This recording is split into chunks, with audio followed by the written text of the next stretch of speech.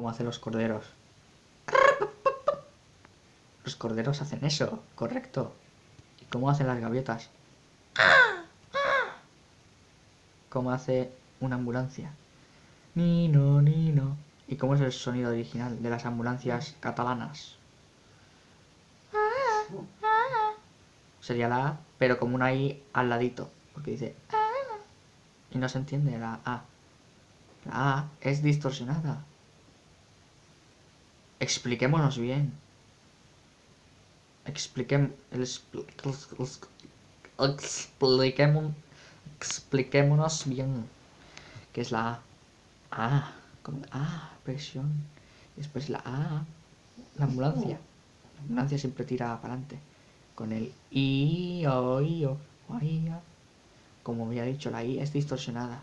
No es una I que se entienda, es que es un sonido muy distorsionado. Y la ambulancia, que es un vehículo prioritario. Y también es un vehículo que va a toda pastilla. Muchas gracias por el vídeo, adiós.